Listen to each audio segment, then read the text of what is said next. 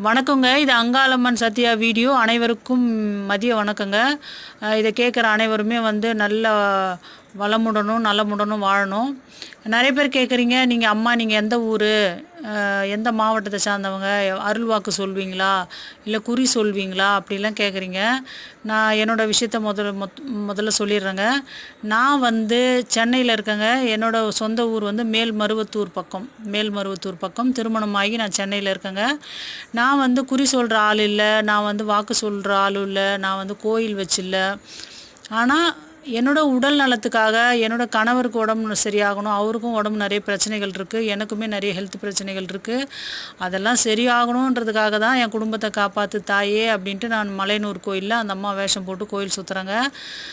9 முறை சுற்றிருப்பேன். நான் அதனால் குறி சொல்லி வாக்கு சொல்லி நான் கோயில் வச்சு அந்த மாதிரிலாம் எதுவுமே இல்லைங்க. நான் ஒரு ஃபேமிலியில் அவ்வளோதான், ஒரு மிடில் கிளாஸ் ஃபேமிலியில் இருக்கிறேன் நான், அவ்வளோதான்.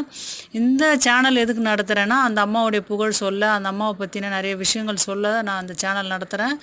பிற்காலத்தில் இந்த சேனலில் ஏதாவது ஒரு இன்கம் வருமானம் அது மாதிரி வந்ததுன்னா அந்த அம்மாவுக்கு செலவு பண்ணணுன்ற ஒரு ஆசையில் நான் செய்கிறேன்.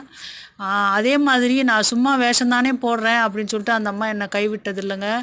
என் எதிரில் தான் அந்த அம்மா நின்று பேசலை, அது மட்டும்தான் செய்யலையே ஒழிய, நான் கேட்டால் அப்படியே அந்த அம்மா எதுவாக இருந்தாலும் நடத்தியும் இருக்குது.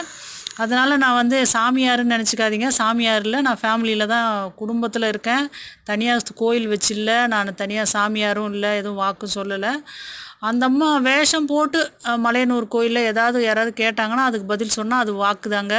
இப்போ முத்தாரம்மன் கோயிலில் நீங்கள் பார்த்துருப்பீங்க, கருப்பாக காளி வேஷம் போட்டிருப்பாங்க, பார்த்துருக்கீங்களா?